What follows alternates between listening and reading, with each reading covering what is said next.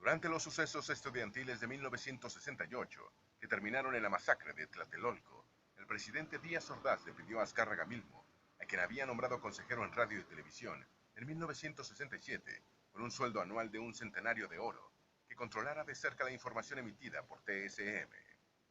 Número 15. En 1969, las televisoras cedieron al gobierno el 12.5% de su tiempo de transmisión. El 31 de diciembre de 1968, el gobierno mexicano alarmó a los empresarios de televisión privados al decretar un impuesto del 25% sobre los ingresos de las empresas de televisión, un brutal incremento de 20 veces respecto al gravamen de solo 1.25% que regía desde el año 1961. Azcárraga Milmo movilizó a la Cámara Nacional de la Industria de la Radiodifusión contra la medida gubernamental, amenazando con abandonar el negocio y generar una crisis en la industria de televisión y en la publicitaria.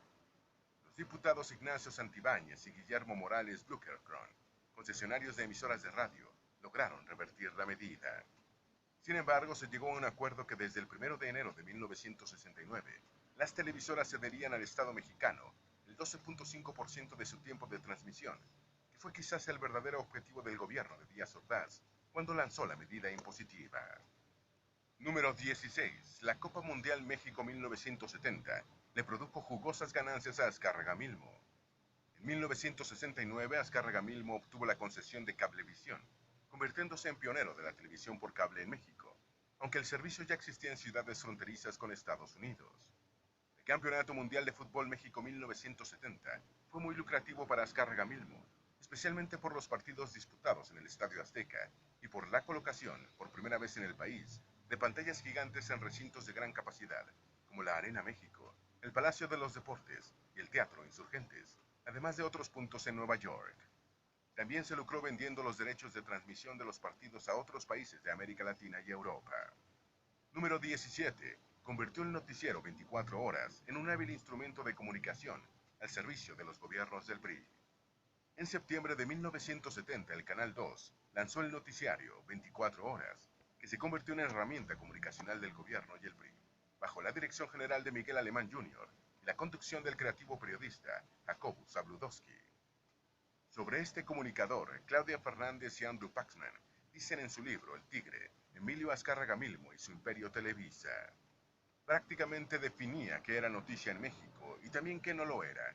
El hombre de los anteojos cuadrados, de la sobria corbata negra y los pesados audífonos sobre sus orejas, la quinta esencia de los noticieros en México, se dedicaría a moldear la voz y la forma de las noticias que recibirían los mexicanos durante los siguientes 28 años.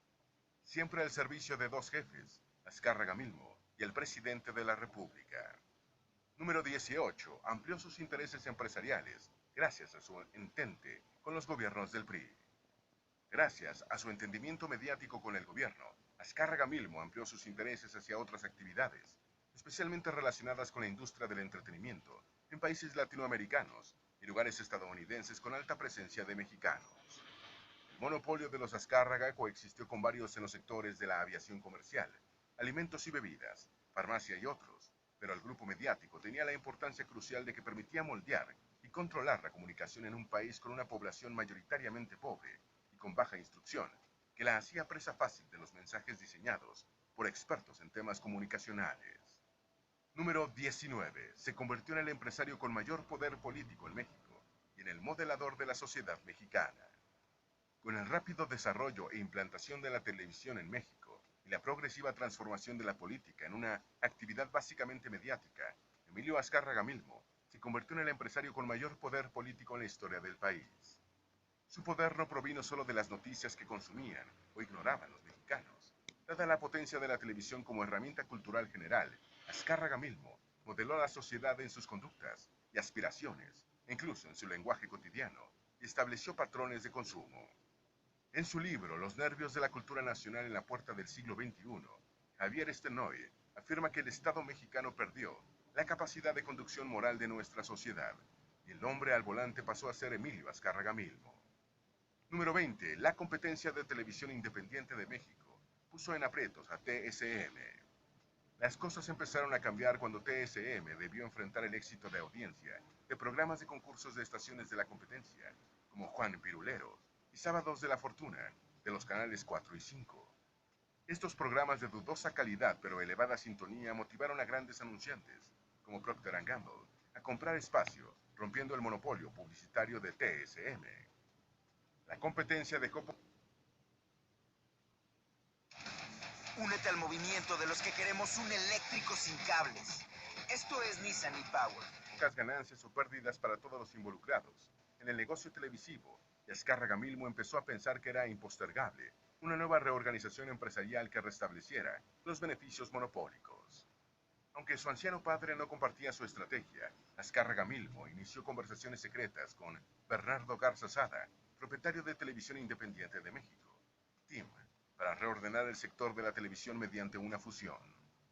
Número 21. Televisa fue lanzada en enero de 1973.